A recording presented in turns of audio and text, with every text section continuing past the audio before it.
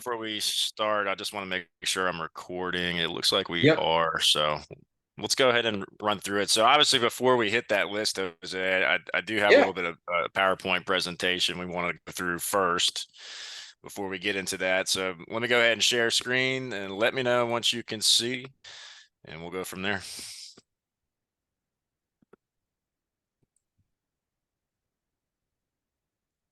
See you. Anything coming through? There we go. Yep. Sweet. So, oops, went too far. Let's go back. So, guys, thanks for joining in today for another edition of our compliance step-by-step webinars. My name is Ray Walters. For those of you that have not or maybe been here for the first time, I will be your host for today. Again, hope everybody's an awesome Christmas break and a happy new year. I myself, Jose, hope you had a good Christmas break, good New Year's as well. It was fantastic. We've taken a couple weeks off of doing these webinars, and we're excited to be back, and hope to bring some value to today's presentation. Again, for those of you that don't know, this is Mr. Jose Delgado. He will be my co-hosting guest today. Jose has 17 years of experience in healthcare consulting, healthcare management. Also owns a telehealth, I'm sorry, a mental health telehealth clinic. And today we're going to be the topic of discussion, we're going to go through the intricacies of HIPAA security breaches. And we got a little surprise towards the end. We want to share some sort of real life scenarios going on. But Jose, anything that I missed that you want to add to? No, I mean, I'm in the trenches with you guys. So if it's something to where, these topics we come up with, it's because Ray and I are talking about things that we're experiencing with our clients or Yes. ourselves, and we're like, hey, this would be a good topic. So I figured, you know, let's see how a few people ended the year and see what kind of trouble they got into because maybe we can learn from them. So No, absolutely. And always mention this in our presentations. If you guys have any topics you'd like us to discuss in the future, please let us know. We're certainly an open book here. But before we dive in, I wanted to give just a little bit of background of what we do here at ePHI Compliance. We were established in 2013 by leading healthcare professionals. We specialize in healthcare compliance, specifically in HIPAA privacy, HIPAA security, OSHA for healthcare, Medicare waste, fraud and abuse regulations.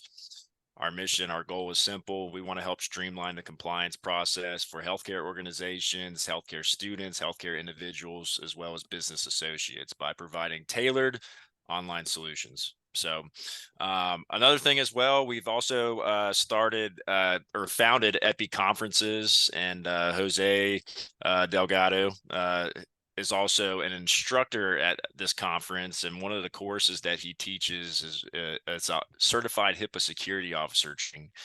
Jose, if you want to elaborate on that just a little bit for our audience, tell them about that training and the significance behind it. yeah, so the Certified HIPAA Security Officer, CHSO for short, boot camp is 8 hours, pretty much with me. Sometimes we bring in other speakers just so that way you guys don't get parent deaf over the 8 hour boot camp. And then the next day is the test. So that way it's a legit certification, not a Mickey Mouse. I'm gonna do this in 2 hours on my laptop while I'm watching football or March Madness or whatever sporting event is your cup of tea. So the idea is that you get a deeper insight into HIPAA security and learn how to leverage it so that way it's not as difficult and painstakingly annoying to meet the intent of the law because it's extremely difficult to meet the words of the law, but if we can meet the intent we can mitigate some of the risk. And that's really what HIPAA at the end of the day is about, is understanding and mitigating risk. No, good point. And to add to Jose's point, this is a training that we're soon going to be offering online. So, Well, yeah, but it's so not gonna be a 2 hour kind of setup, yeah, like it's you're gonna need to yeah, block off a weekend if you're gonna do it in an easy kind of format. yes. So, like I said, currently it's an in-person training, but it is something that we are going to be offering online here soon.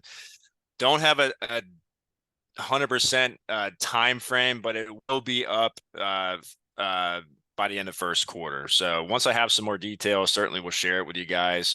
But like I said, any business owners, healthcare professionals, there's certainly a course that, like I said, if you're looking for a deeper dive into HIPAA, or perhaps you're a practice administrator, highly recommend looking into it. I said, once I get a more defined timeline, once we're releasing that course online, we'll certainly let you guys know. But without further ado, let's get kind of break down the objectives today. We're going to be diving into obviously understanding what a HIPAA breach is. We want to provide guidance on securing patient health information to prevent breaches. We want to outline legal and regulatory obligations regarding breach notifications. And then obviously, towards the end of the presentation, we are going to share some real life cases of breaches and sort of breaking those down. And the overall goal is, how can we prevent this from happening, right? So without further ado, Jose, so I I mean, got a this breach is definition. something where if you've been in healthcare for the last 30 years, you know what a breach is. The difference between HIPAA privacy and HIPAA security is the manner in which the breach is done, right? So we've talked about Sure. this. If you've seen any of our other conversations, it's the difference between paper, film versus computer and email. It's where is that information stored?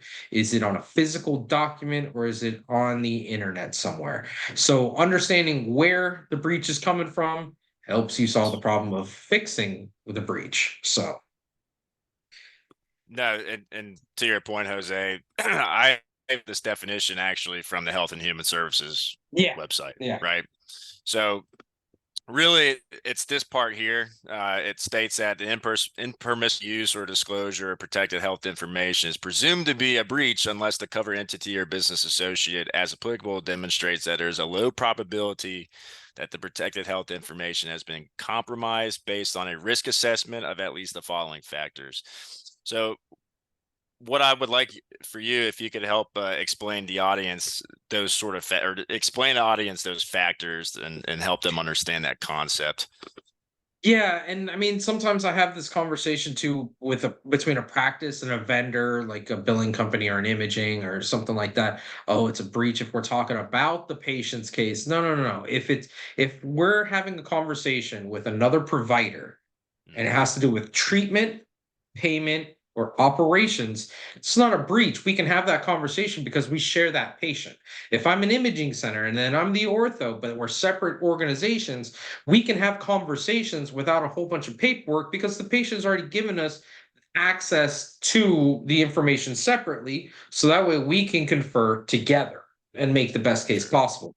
A breach would be something to where I am a provider talking to another patient, talking to another provider that has not been given access, and I'm using names, I'm using diagnoses, I'm using any socials, date of births, addresses, licenses, whatever identifying information, right? So Sure. something as simple as, hey, someone stole my laptop. Hey, someone took a picture of a medical record that was on a table or a desk. Someone took a picture of my screen while I was working at Panera. These are all situations that I know of clients that this has happened to. So those are breaches. Mhm. So we want to mitigate those, obviously. Unauthorized people. So who is seeing the information? How are they seeing it?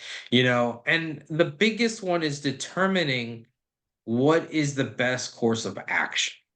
So did this only happen with one person? Like, hey, we spoke to the wrong Mr. Smith. Okay, well then let's fix this. Yes, it's a breach, but we don't need to go through the whole rigmarole and be concerned about, hey, this is gonna be a $50,000 fine for this, and this. Sure. That's more on the macro scale when you end up on a list like what we're going to show later on OCR's website, where they have to publish anyone who had a breach with over 500 cases. If this is a And when you say onesie, twosie 500 kind of cases, that's scenario, five, handle it in-house, but handle it quickly and effectively. right? Jose, If when you this is say a 500 cases, that's 500 500 patient health patients were records were involved. Yeah, 500 understood. patients were Understood. involved with the breach. Then Got it. you have to go through the entire process, expect the fine. The fine is going to hurt. Even when you negotiate it down 50%, which good lawyers are able to do when they can prove that it's an accidental breach, not a known issue, and everybody's been doing everything to the best of their ability. Things happen, so it all kind of depends. But on the Sure. breach, on the final number side, and who you're dealing with. But yeah, I mean, it's pretty straightforward what the definition of a breach is. So Of course. yeah. So providing some guidance to our audience, whether you're a covered entity or a business associate, in the, in other words, maybe you suspect a breach, right? Maybe whether it's through an application or you think maybe there's some records that were corrupt, or or like you said, you think there may be some records, there's pictures taken, etc. What's generally the first step, So in the step number process? one is get a lawyer. Mhm. Step number one, get a lawyer. It's gonna hurt because that's gonna be pricey, but the healthcare attorneys are going to be able to walk you through every step of the process, from mitigating the risk to managing expectations. So after that, it's find out where this breach happened and Mhm. close it immediately if it's not already closed. So if it's something where, hey, it's IT related, it tends to be a little bit trickier because the breach is usually involved with something in the system itself, a back door through an update, or someone stole a laptop that has all the credentials to get into the EHR, so different things that we've already kind of alluded to in other videos. You Sure. want to be able to close that breach. Now, once that's done, you want to think about this like you're a credit card company or a bank where they think that a breach could have occurred. You want to handle this quickly, effectively, and decisively. So, hey, this may hurt, but we may go ahead and say we're going to get LifeLock for every potential patient that could have been involved with this. We've determined after a quick scrub, this could be 500 patients. Okay, well, you call LifeLock and you say, hey, how much for 500 people to be covered for a year? And Mhm. you give them all the name. Or you don't even have to pay for it up front. Usually, what ends up happening is that you give the patient the opportunity, and then half of them won't even sign up for it anyways, because they'll just throw out the letter.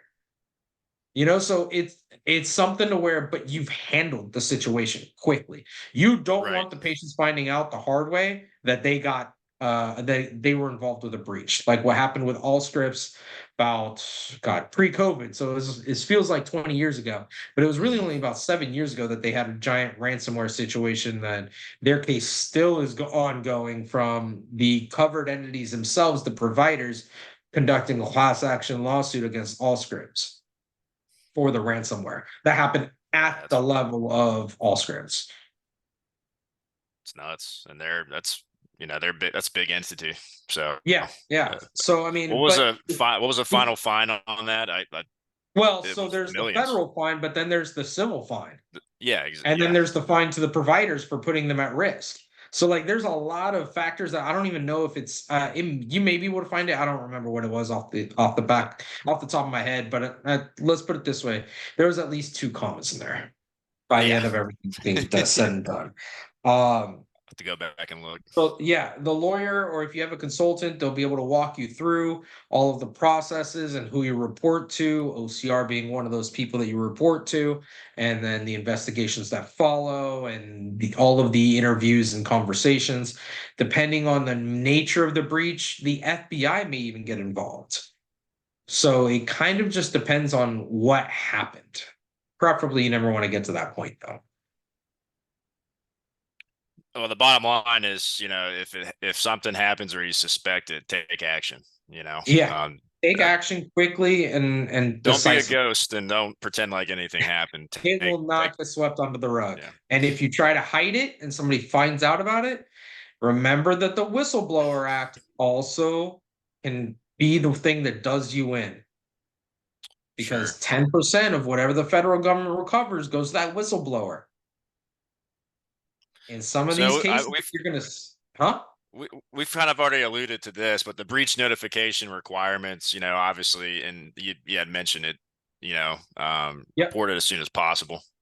yep. Um, I also the health and according to Health and Human Services, it needs to be reported within 60 days is the time frame. So To them, not um, even to the patient, but to them. to them, yes, yes. Patient, I would It, say I believe sooner. it's within 30 of when they find out, but well, you'll have to double check me on that one. Understood. Any other key aspects to the breach notification requirements that we can allude to or add to it? Like So I said, we've usually it's on the federal scale, so you don't have to sure, worry about doing it twice at the federal and at the state level. Every state's a little bit different. Again, make sure that you're how many clients do you work with annually? Well, which person are you talking to, Thomas? But we'll answer that at the end. But yeah, so when it comes to the breach notification, it all depends on the jurisdiction that you're in. A lawyer that's set up in that area or a consultant that's set up in that area mm, could easily find out. And you can even easily find out because you can look up HHS for that state and there should be some regulations there. So it's, and then of course, if the State Board of Medicine was requiring certain actions as well, that should be on their documentation as well from the state level. here I have a good question we can spin. What if you have a business? I'm a covered entity, right? I'm a Yep. forensic office, and I have a EHR system. Let's just say Practice Fusion for all Yep. purposes. Practice Fusion reaches out to me and, hey, 5,000 patient health records of yours have been, you know, hijacked, and so they're notifying me of that. But what's Yeah. the process? Am I the Well, cover so entity? Do I still have to report it, or is the business associate essentially have to deal with that? and you're going ahead of the game, but basically what ends up happening is that I'm the covered entity. I'm going to end up on Yeah, that list. I'm going to end up on sure, the sure. OCR list. It is going to be notated now that it's because of a business associate, but it's still going to be on me. Now, this is why BAAs are so important. If I don't have a Yes, BAA, it is easy for Allscripts or Practice Fusion that owns Allscripts owns Practice Fusion for either one of those companies to go and say, no, sorry, kick rocks. I'm not dealing with it. I can prove that it's on your side, and we don't have a BAA, so you can't hold me liable. At the end of the day, the federal government's going to get their scalp. The BAA is yes, designed to protect the covered entity. If you have a vendor that is dealing with PHI and you do not have a BAA, get one immediately because you'll be shocked by how many people have issues because of the BAA. Whether it's a billing company, whether it's an insurance company, whether it's an EHR, whether it's your own IT doing something, BAAs are crucial in protecting the viability of a practice when a yes. breach occurs. Also, Because do you want these to pay half that fine or none of that fine? It may be $100. It may be $10 million. right? I don't want to deal with that. And Nope. I guarantee you, anybody else that owns a practice or even shoot, I don't want to pay a parking ticket. You think I want to pay? You think I want to pay a fine from HHS? Like that's wild. Have your business associate agreements in place, and obviously, when it comes down to these EHR companies, generally from what I've seen is they'll have you sign their version of their agreement, right? Before even doing business with them, which is fine. But would you say that you'd recommend at least having an attorney look it over just to make, So, there's nothing so left some of them are out or so blatant that yeah. you don't need a lawyer to review it, so you don't need to Mm, pay $200 an hour for someone to review something like that. You may be able to do it good with a point. paralegal and a six pack, or if you're used to reading contracts and legalese, you know what you're looking for. If you have a company like Epi Compliance, you can literally just go one for one, have the BAA from Epi Compliance up, have the BAA from the proposed vendor, and just Yes. go down the list. Because the topics on the contracts are always going to be clear. Like This is we don't hold harmful. This is reporting requirements. This is guarantees. So you can just match them up and say, okay, well, this is the one that I get from epi compliance or whoever I'm using, or my own that I've got at my in my own office because I paid for policies to be done by a lawyer or something. And then these are the ones that the vendor is proposing. And this is where you can either negotiate, or in the case of EHRs, they will not negotiate. You do not have enough lives. You do not bring them enough money for them to change their BAA. So then you may need to decide, is the juice worth the squeeze to work with them? Do I have to work with them? If it's something, like you got to figure out what your red lines are. Right. You're getting married. If it's an EHR company, you're getting married nowadays with how interspersed into every aspect of the business the EHRs get. If it's something like a billing company or a printer leasing company, there are hundreds of those. Yeah. Find another one. If IT it's if companies too. they're yeah, IT companies, if they're dealing with they're even getting close to your personal red line or your organizational red line, but you've got to make sure you're protected. No, good point. And it kind of alludes to this. I think I think we covered this particular Yep. part, but the meeting's requirements, obviously, when it comes to reporting the breach, you can report it to the secretary. And again, this is all forms that you can fill out on the Health and Human Services Department. There's Yep. links for this. Yep. Um, but I think what I want to do now, Jose, is we'll dive into some real cases. How about Yeah, let's have some fun with it? this. Now this So one was this is a public website. So yes, definitely, I'm gonna put definitely, this in definitely, chat for everybody definitely, too. yeah, save this because well, one, if you want to prove a point to a provider that, hey, look, we need to handle this, or we need to be aware of this, or this is why we're doing something, you can look at this. And because these are all cases that are north of 500 patients, remember, the civil penalties on this is whatever number of patients times 50K, because this is HIPAA. Right. This is just HIPAA.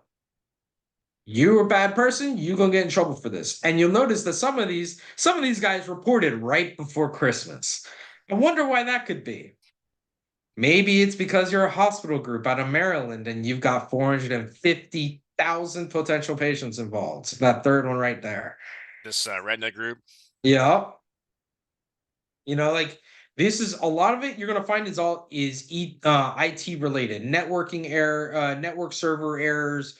Probably an IT company updated a bad patch. Maybe they had no protection on any kind of server or network, and somebody just jumped right in. I've seen all kinds of fun stuff. And by fun stuff, I mean I Wi-Fi's for a practice that were no password at all. You could just jump on and do whatever you wanted or needed to do. These are the kinds of things that good SRAs are going to catch. And that's going to be the first thing that an auditor or someone from OCR, when a breach occurs, is going to say is, hey, show me. Show me your last SRA. And they're going to rake you over the coals if they find out that you knew that this was an issue and you did nothing about it. And this is also where Whoops. the security management plan comes into play as well. So with this Yes. one, this is straight from the practice.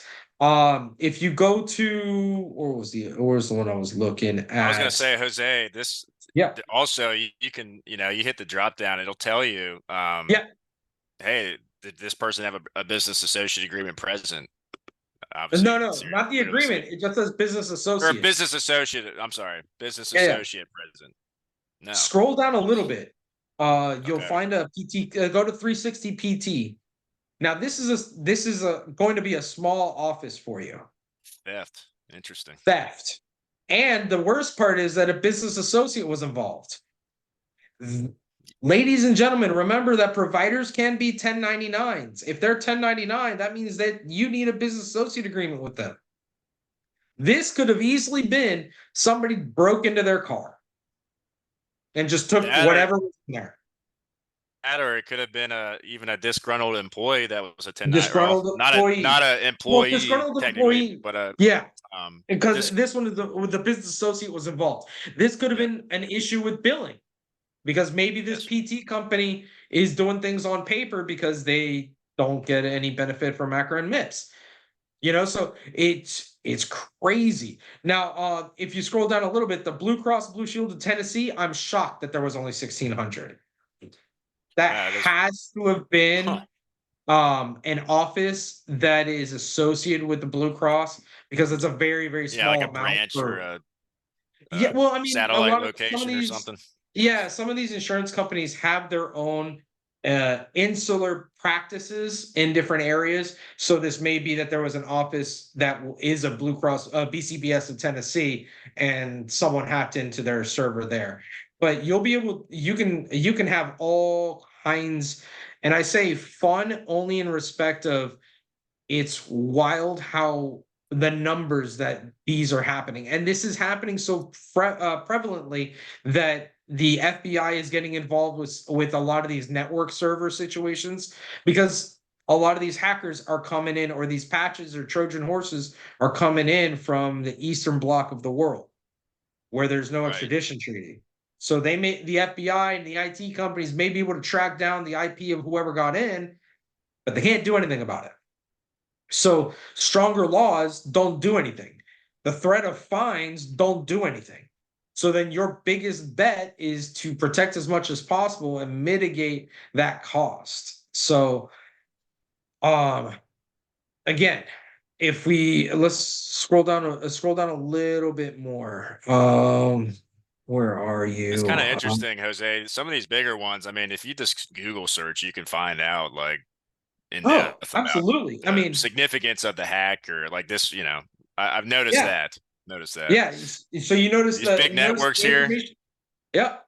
The Yeah. information they're giving you is whether they were a health plan, a provider, a business Yep. associate was involved. But either way, guess who's getting that scarlet letter?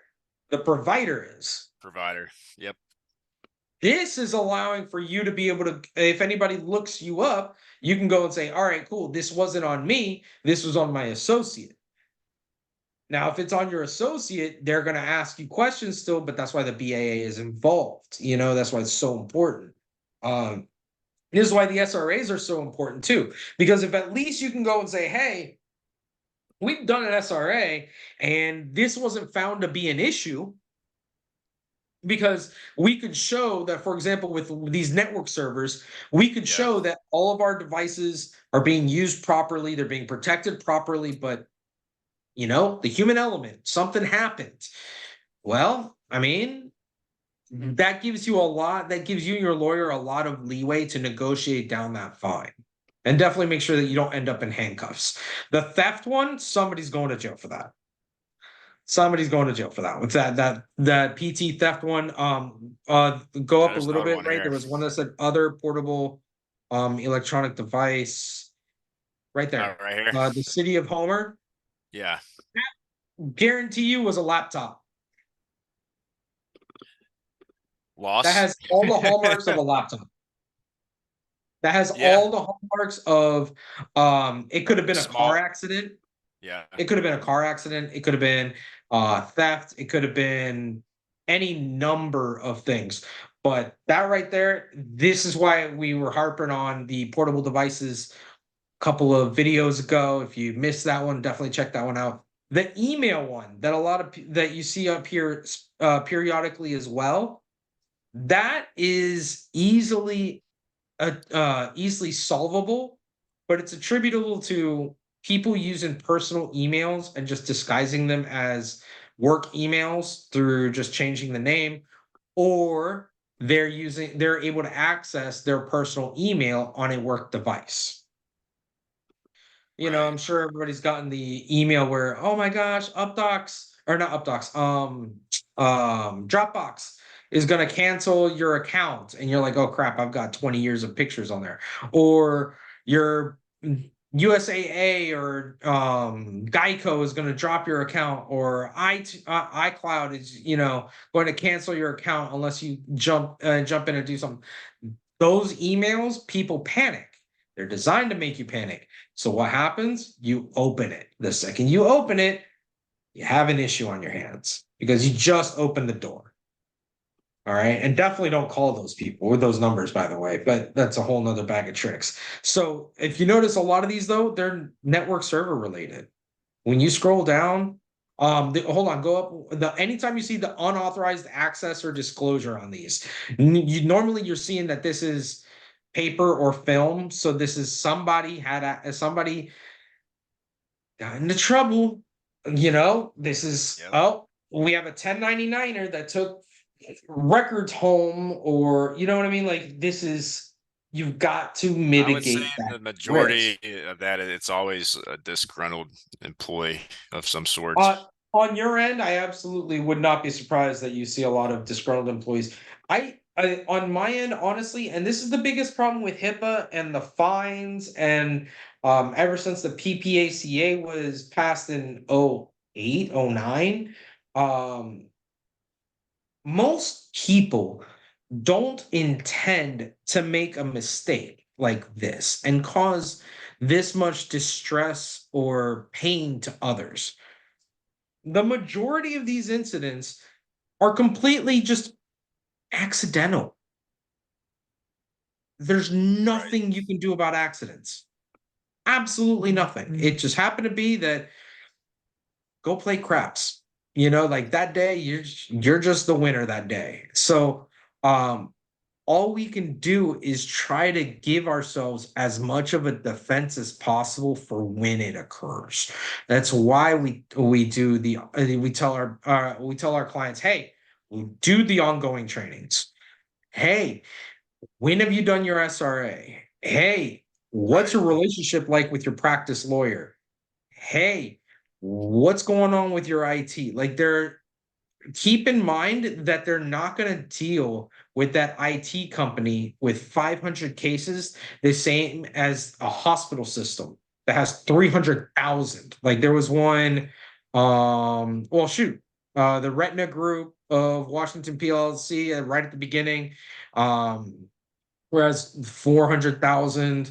Mercy Medical Center, that's a hospital in Iowa, it's almost So 100,000. many records.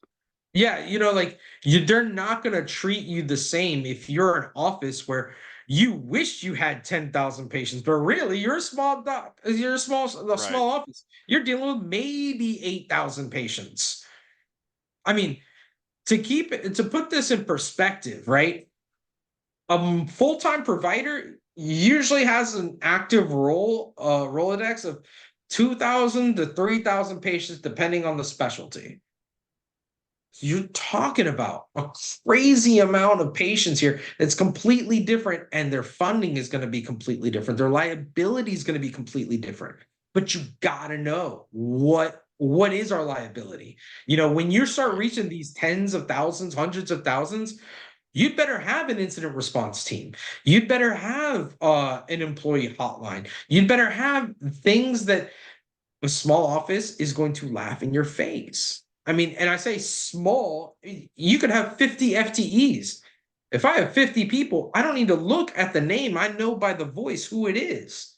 Sure. If I'm an office manager or if I'm an administrator. So paying for a hotline doesn't make any sense. Having an incident response team when I have 50 FTEs, I mean, shoot, who's going to be this incident response team? Well, me, the administrator, maybe a nurse manager, and probably the owners. Yep. That's it. But if I don't document that, it's an easy thing to document that, hey, this is the incident response team. This is going to be easy to document. Hey, if the media does come to the office because of this, who is going to be allowed to talk to the media? Is anybody going to be allowed to talk to the media? Or is standard policy going to be no comment? And then just anybody that does want anything, you send them to your lawyer because you're already paying them for that stuff, kind of thing. So it just kind of depends on finding what the right solution is by having the horrible conversations. It's again, I hate to liken this to marriage, but it really is. You need to have the tough conversations on the front end with the executive team that very well will cause a fight. But this is a much smaller fight when there isn't an issue than dealing with it when it's a larger issue at play. and it is a problem. So find out what are we going to do in these scenarios? What are we, like, hey, you get married, let's talk about finances. This is the worst conversation to have ever. But it's got to happen. So that way you know what to do Sure. when times are good or when times are bad, or you know where everybody's head is at. You got to be on the same page with the entire executive. But I feel like that conversation would start with doing a risk analysis, Yeah. and that sort Yeah. I of mean, find out what your holes are before you start digging a hole, like, exactly, exactly, before you start trying to repair things that may not need to be repaired. We all have limited resources.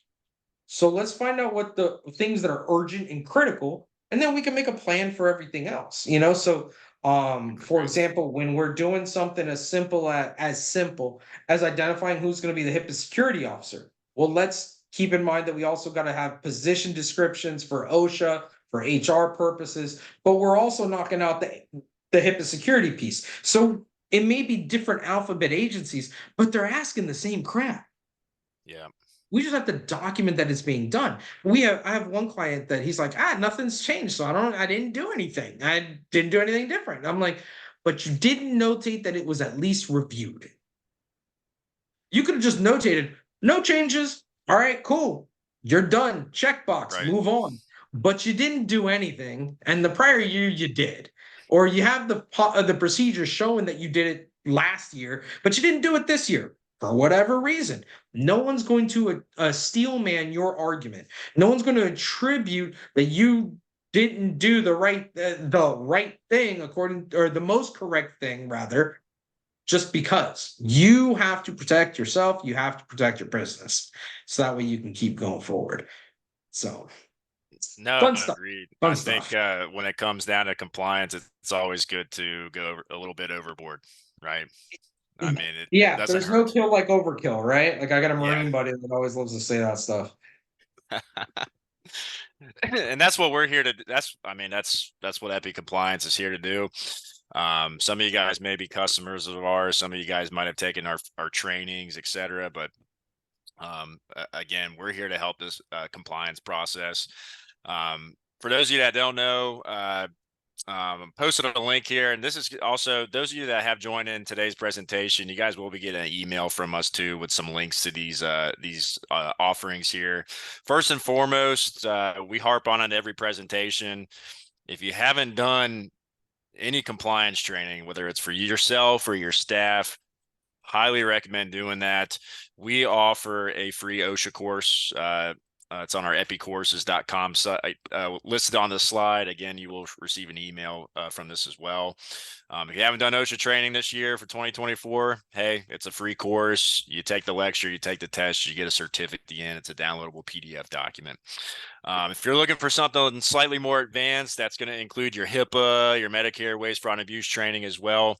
Again, these are federally mandated trainings.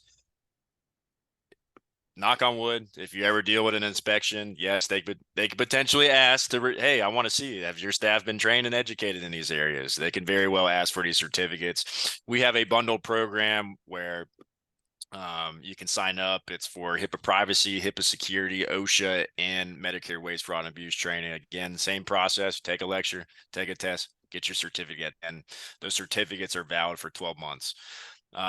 If you're looking for something a little more comprehensive, I know we've talked about establishing who's the compliance officer, and policies, procedures, etc. We have a pro package that's going to give you training, your policies, procedures. It's even going to show you how to complete some of these documents, and above all this documentation is going to be stored in one place. Again, in the event of an inspection, they want to see the documentation. Epi Compliance is your answer. And then for those of you that might be on the, not sure what you're looking for, but know you need something, hey, listen, reach out to me or Jose. We're certainly here to help. You can schedule a free consultation with us.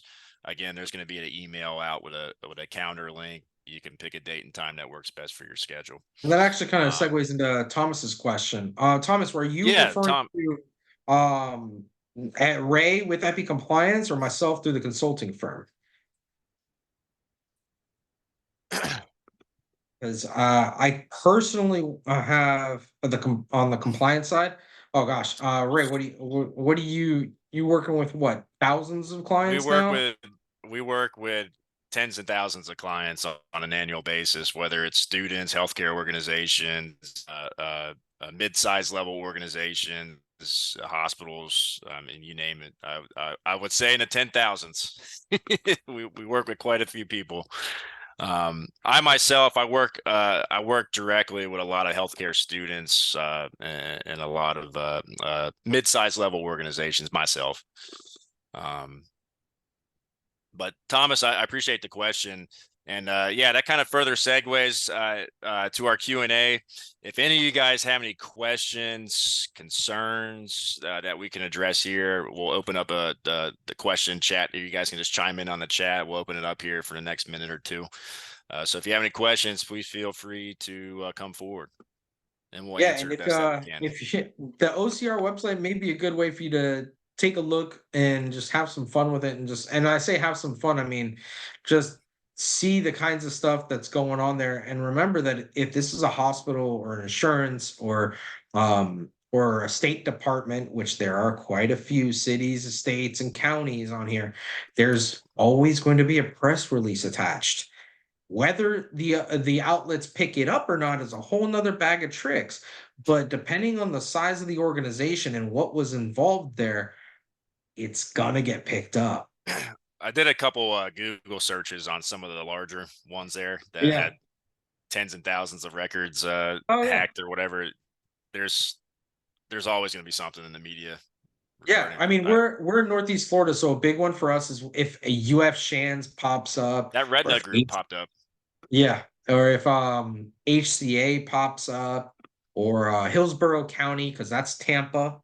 So I mean, there's things that you'll be surprised by how often these things are popping up in your news.